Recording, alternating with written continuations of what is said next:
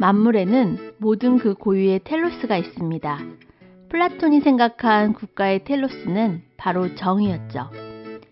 이 책의 구성은 아리스토텔레스의 공동선에서 출발해 행복을 강조하는 공리주의와 개인의 자유를 강조하는 자유지상주의의 모순성에 대해 신랄하게 비판을 한 후 마지막으로 마이클 샌델 교수가 주장하고 싶은 공동체주의에 대해 이야기합니다.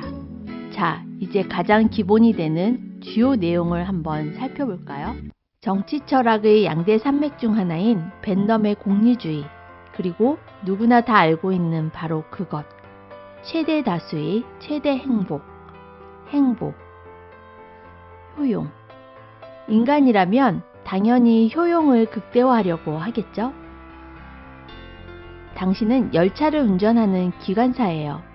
그런데 브레이크가 고장났죠. 다행히 선로의 변화는 가능합니다. 직진으로 가면 5명의 인부가 사망하게 되고 선로를 변경하면 1명의 인부만 사망하게 됩니다. 당신은 어떤 선택을 하시겠습니까? 자, 이제 당신은 구경꾼입니다. 이제 선로는 하나죠. 당신 옆에는 굉장히 덩치가 큰 사내가 한 명 있어요. 그 한 사람을 밀어서 희생하면 5명의 인부를 구할 수 있습니다. 당신은 너무 왜소해서 열차를 막을 수 없지만 그 사내는 할 수 있죠. 그렇다면 당신은 5명의 인부를 구하기 위해 덩치 큰 남자를 밀겠습니까? 다수의 행복을 위해 무고한 희생은 정당화될 수 있을까요? 시내 어딘가에 100만 명을 죽일 수 있는 폭탄을 설치한 테러범을 붙잡았습니다. 이제 시간이 얼마 안 남았어요. 그런데 테러범은 입을 열지 않습니다. 테러범에게는 어린 딸이 있어요. 그 어린 딸을 고문하게 된다면 테러범은 입을 열 것 같은데, 그렇다면 우리는 어린 딸을 고문해 100만 명을 살리겠습니까? 가장 두드러진 공리주의 약점은 개인의 권리를 존중하지 않는다는 것입니다. 오로지 총합에만 관심을 두는 거죠. 마지막으로 당신에게 한 가지 질문을 더 해보겠습니다. 당신은 인공지능의 시대를 맞이해서 자율주행차 한 대를 구입했어요. 이제 위기 상황에 대한 프로그램을 설정해야 하는데, 첫 번째 상황. 직진을 하면 여러 명이 죽게 되고 방향을 바꾸면 1명이 사망하게 됩니다. 당신은 어떻게 프로그래밍 하시겠습니까? 두 번째 상황. 직진하면 여러 명이 사망하게 되고 방향을 바꾸면 당신 1명만 죽게 되죠. 어떻게 프로그래밍 하시겠습니까? 보행자 우선 모드로 하시겠습니까? 운전자 우선 모드로 하시겠습니까? 천부 인권. 태어나면서부터 당연히 주어지는 것으로 법률이나 사회적 믿음보다 앞선 보편적 선함적 권리. 자유시장을 법으로 간섭하는 것은 개인의 자유를 침해한다는 거죠. 서로가 윈윈할 수 있다면 합의하에 어떤 거래든 다 괜찮다는 거죠. 그렇다면 장기 거래와 대리모 출산은 어떨까요? 자유지상주의 내에서도 이런 딜레마에 대한 자성의 목소리가 있었습니다. 칸트, 정업명령이란 무조건 지켜야 할 도덕적 명령을 말합니다. 칸트 시대에 성행했던 치아 거래를 예를 들면 가난한 사람이 돈을 받고 부자에게 자신의 치아를 파는 행위에 대해서 칸트는 이렇게 이야기했습니다.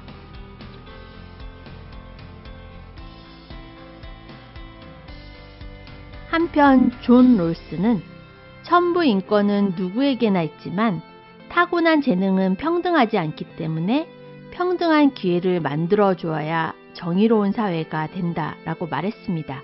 차별이 있는 경우는 단 한 가지, 기회의 균등을 위해서 사회적 약자에게 이익이 돌아가는 경우뿐이라고 말했습니다.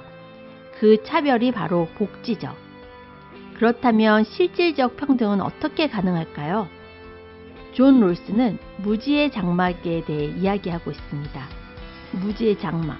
무지의 장막 안에서 자신이 누구인지 모른다는 가상의 상황 아래 정해지는 합의가 바로 정의라는 것입니다. 가난한 사람을 도와야 한다. 부자의 입장과 가난한 사람의 입장이 다르겠죠. 그때 무지의 장막 안으로 들어가 부자도 가난한 상태도 아닌 상태 안에서 어떠한 것을 결정해야 한다는 것입니다. 즉 어떤 조건도 없는 평등한 입장에서 토론하고 정의와 원칙에 걸맞는 사회적 합의를 도출해야 한다는 것입니다. 그런데 자신의 정체성마저 잊어버리라는 존 롤스의 주장은 현실적으로 불가능해 보이죠? 다시 처음으로 돌아가 플라톤은 만물에는 모두 그 고유의 텔로스가 있다고 생각했고 국가의 텔로스는 바로 정의라고 했죠.